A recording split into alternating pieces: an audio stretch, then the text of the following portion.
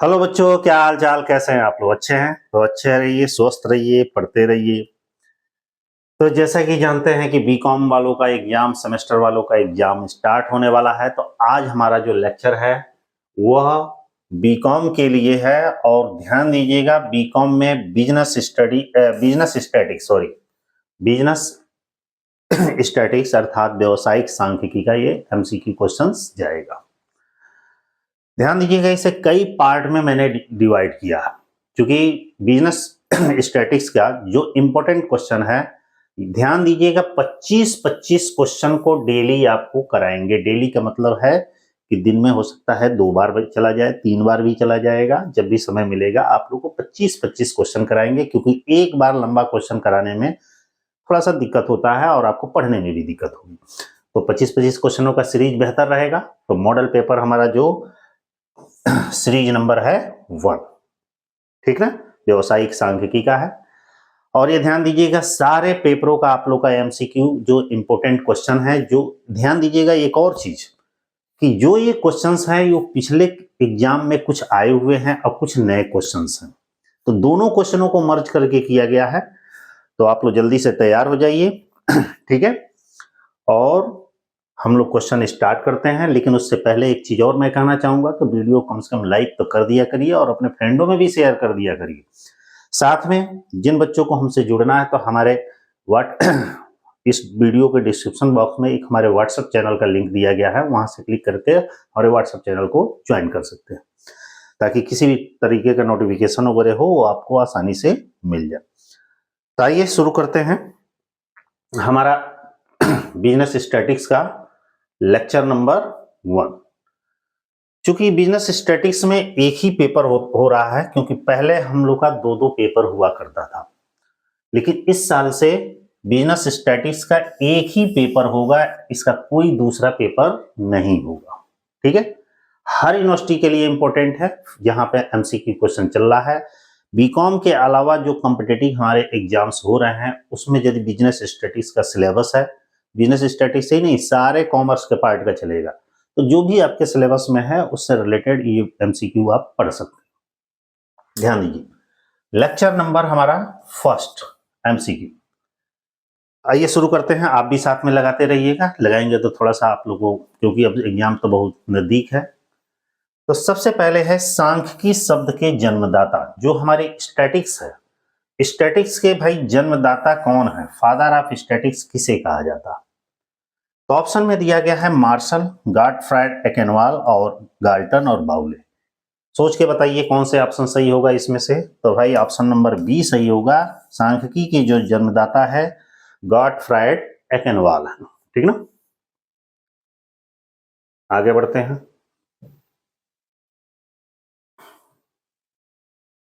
थोड़ा सा बड़ा कर दें कि आपको दिक्कत ना हो।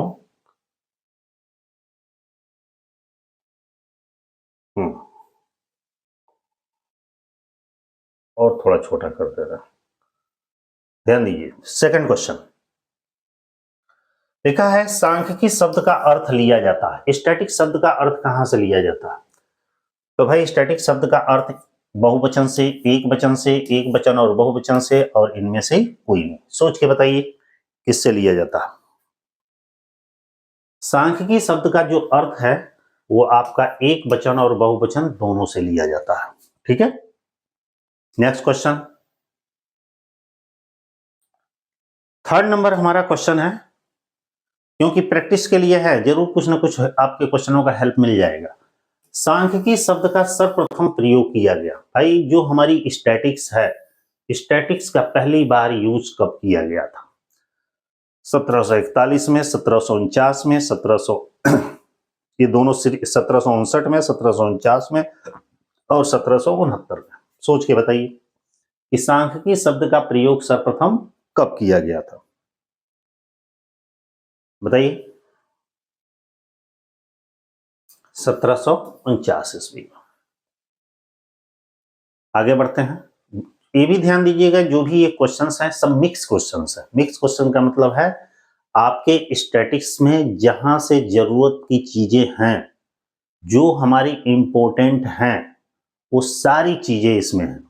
इसमें चीजें मतलब जो हमारे इंपॉर्टेंट क्वेश्चन है पूरे सिलेबस से कवर किया गया है, चाहे वो पहले चैप्टर से हो, चाहे बीच के हो, चाहे लास्ट से हो, जो भी इंपॉर्टेंट है इसमें से। अगला क्वेश्चन है समाचार पत्रों से एकत्रित आंकड़े उदाहरण है। मतलब यदि हम न्यूज़पेपर से कोई इंफॉर्मेशन कलेक्ट कर रहे हैं तो वो किस तरीके के इंफॉर्मेशन होते हैं? प्राथमिक आंकड़े होते हैं, द्वितीयक होते हैं, प्राथमिक और द्वितीयक दोनों होते हैं और उपयुक्त में से कोई नहीं होता। भाई न्यूज़पेपर पहले से छपा हुआ है तो यहाँ पे कौन सा समंक होगा? ये द्वितीयक आंकड़े, द्वितीयक समंक कहलाते हैं। द्वितीयक समंक की विशेषता क्या होती है कि ऐसे समंक जो पहले से एकत्र है उसका उपयोग हम करते हैं, उसे फिर दोबारा हम वो सूचना हम प्राप्त कर रहे हैं, वो द्वितीयक। अब प्राथमिक का मतलब है कि पहली बार एकत्र किए जाते हैं बिल्कुल नए सिरे से। अगला क्वेश्चन, आंकड़ों का क्रमबद्ध प्रस्तुतिकरण कहलाता है। यदि कोई आंकड़े हैं उसको क्रमबद्ध ढंग से यदि हम प्रस्तुतिकरण करते हैं तो उसे हम क्या कहते हैं? कोई डाटा है हम सिस्टमेटिक तरीके से हम कलेक्ट करते हैं या उसको प्रेजेंट करते हैं तो उस प्रोसेस को हम क्या बोलते हैं? सारणीयन, वर्गीकरण तथा सारणीयन, उपयुक्त में से कोई नहीं। सोच के बताइए क्या कहा जाएगा? उसे हम टेबुलेशन कहते हैं अर्थात सारणीयन कहते हैं। आगे बढ़ते हैं। अगला क्वेश्चन है 6 नंबर दे रहा है कि कौन सा माध्य स्थिति माध्य? ध्यान दीजिएगा, कौन सा माध्य स्थिति माध्य? यहां से मैं आपको बता दूं जो हमारी बात चल रही है स्थिति माध्य की, ठीक ना, स्थिति माध्य की, ये ध्यान रखिएगा, हमेशा नोट रखिएगा कि दो ही चीज इसमें क्या नाम है स्थिति माध्य होती है। फर्स्ट हमारा होता है माध्यिका और दूसरा हमारा होता है बहुलक। ये जो दोनों ऐसे माध्य हैं जिसको हम एक को यम बोलते हैं और एक को हम जेड बोलते हैं, ये दोनों स्थिति माध्य होता है। अब इसमें से देखिए इन दोनों में कौन सा मिल रहा है? भाई माध्यिका मिल रही है, तो माध्यिका हमारी कौन सी माध्य है? स्थिति माध्य है। अगला क्वेश्चन दिया गया है कि निदर्शन की सबसे अच्छी विधि देव निदर्शन है, क्योंकि निदर्शन एक सैंपलिंग का मेथड है, ठीक ना। निदर्शन की सबसे अच्छी विधि देव निदर्शन है, मतलब निदर्शन जो हमारा मेथड है उसमें से भी एक विधि होती है जिसको कहते हैं देव निदर्शन। अब प्रश्न में कह रहा है कि यह सबसे अच्छी विधि है, क्यों?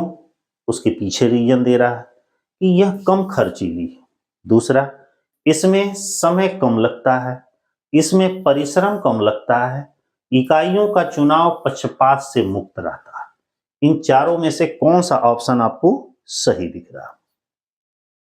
बताइए, इन चारों में से कौन सा ऑप्शन सही दिख रहा है? देव निदर्शन का मतलब है कि अपनी इच्छा के अनुसार जिसको मर्जी उसको चुन ले, सेलेक्ट कर ले। इससे फायदा ये होता है कि जब 4, 5, 10 वस्तुएं रखी गई हैं उसमें से हम किसी एक को सेलेक्ट करेंगे तो कोई भी पक्षपात की भावना नहीं होगी। तो इकाइयों का चुनाव पक्षपात से मुक्त रहता है, रैंडम बेस पर कोई भी हम सेलेक्ट कर लेते हैं। तो ऑप्शन नंबर यहां पे होगा डी। अगला क्वेश्चन दे रहा है कि अध्ययन के लिए निदर्शन विधि उपयुक्त नहीं होगी। मतलब स्टडी करने के लिए जो हमारे सैंपलिंग मेथड है ये उपयुक्त नहीं है यदि, कब नहीं है? समग्र का आकार बहुत छोटा हो, निष्कर्ष में उच्चतम स्तर की शुद्धता वांछनीय हो, इकाइयों में पर्याप्त भिन्नता हो अर्थात सजातीयता हो, और उपयुक्त सभी। प्रश्न में पूछा जा रहा है कि जो निदर्शन विधि है अध्ययन के लिए उपयुक्त नहीं है यदि, किस कंडीशन में ये उपयुक्त नहीं है? बताइए, यदि यहाँ पे चारों कंडीशन अप्लाई होते हैं तो वहां पे ये निदर्शन विधि उपयुक्त नहीं है। क्यों? यदि समग्र का आकार बड़ा हो तो वहां पे निदर्शन विधि काम नहीं करती। निष्कर्ष में उच्चतम स्तर की शुद्धता वांछनीय हो, मतलब हम डिसीजन निकालना है फिर भी 100% नहीं निकल रहा है तो वहां भी ठीक नहीं है। इकाइयों में पर्याप्त भिन्नता, तो वहां पे भी ये ठीक नहीं है, तो चारों ऑप्शन इसके सही है।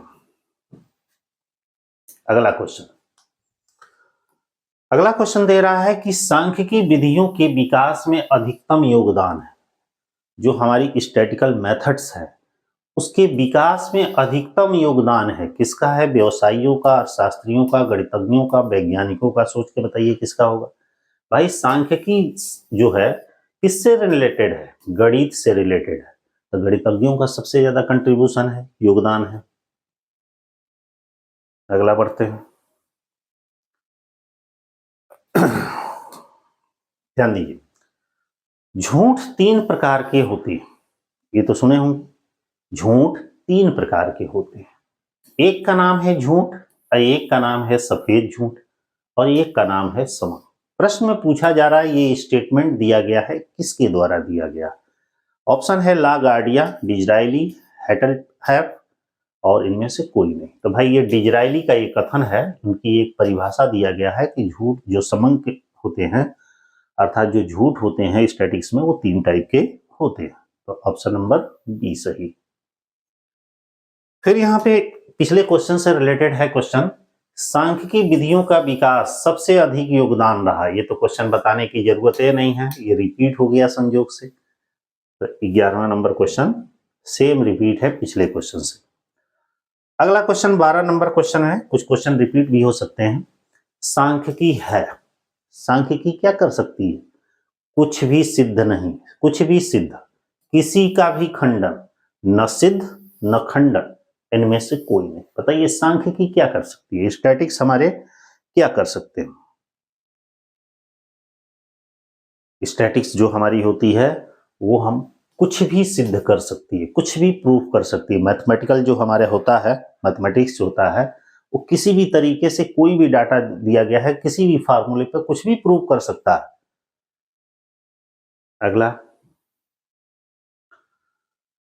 अगला दिया गया है, कालानुक्रमिक वर्गीकरण में समंकों का वर्गीकरण निम्न के आधार पर किया जाता है। कह रहा है कालानुक्रमिक मतलब काल के अनुसार, मतलब समय के अनुसार। वर्गीकरण में समंकों का वर्गीकरण निम्न के आधार पर किया गया है, मतलब डाटा का वर्गीकरण किस बेस पर किया जाता है? वर्गांतर के, गुण के, समय के, स्थान के, किसी बेस पर किया जाता है? सोच के बताइए।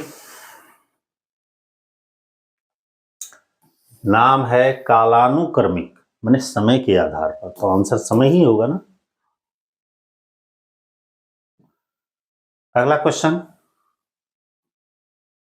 लिखा है कि एक वर्ग का मध्य बिंदु निम्न प्रकार ज्ञात किया जाता है। किसी वर्ग का मध्य बिंदु किस प्रकार ज्ञात किया जाता है?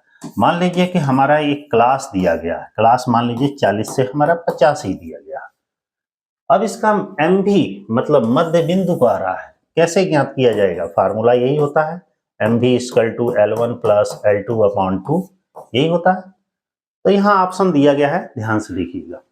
ऊपरी व निम्न सीमा के अंतर को 2 से भाग देकर, डिफरेंस को 2 को भाग कर, ऊपरी सीमा और निम्न सीमा घटाकर, ऊपरी व निम्न सीमा में न L1 और L2 की योग करको से 2 से भाग करके, यही ऑप्शन सही दिख रहा है कि हाईएस्ट जो हमारी लिमिट है या वैल्यू है, लोवेस्ट वैल्यू है, उन दोनों को ऐड करके 2 से डिवाइड कर दिया जाएगा, जैसे कि आपके सूत्र में यहां बताया गया। चलिए अगला क्वेश्चन, 25 ही क्वेश्चन आपको बताएंगे, फिर दूसरे लेक्चर में 25 बताएंगे।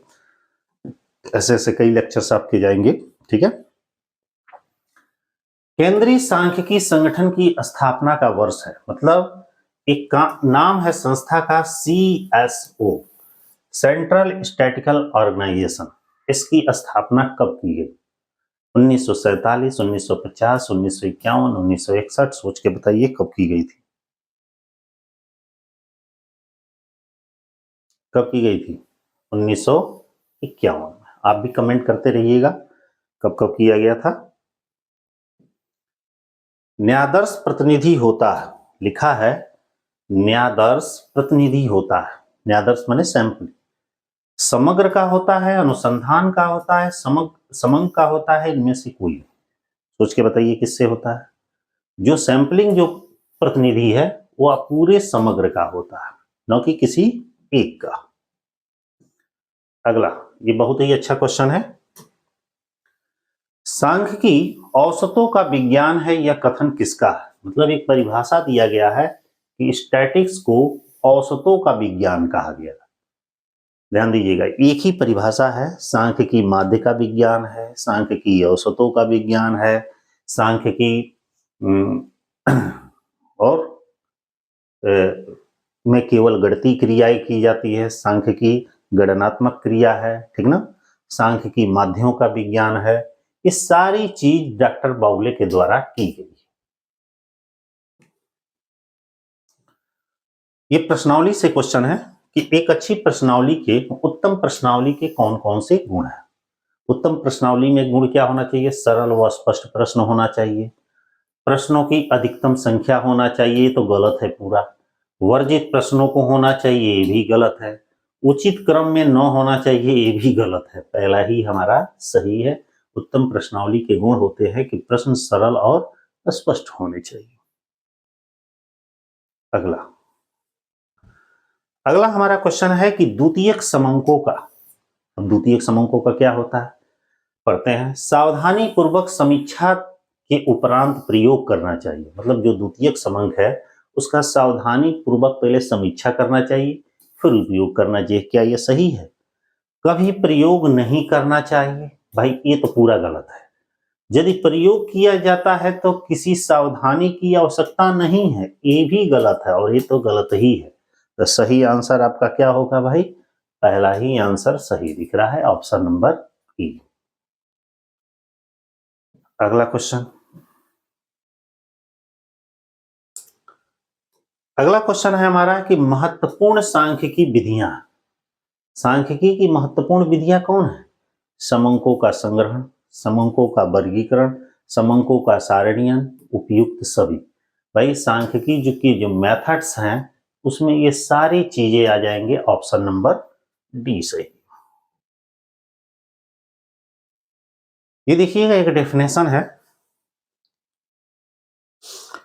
दिया है, समंक वे तृण है, डाटा वे तृण है, तृण माने छोटा सा टुकड़ा, जिनसे प्रत्येक अर्थशास्त्री की भांति मुझे भी ईंट बनानी पड़ती है। पूछा जा रहा है कि यह कथन किसका है, मतलब ये स्टेटमेंट किसी के द्वारा दिया गया। उनमें से नाम दे रहा है फिशर, मार्शल, बाउलेट, टिपेट।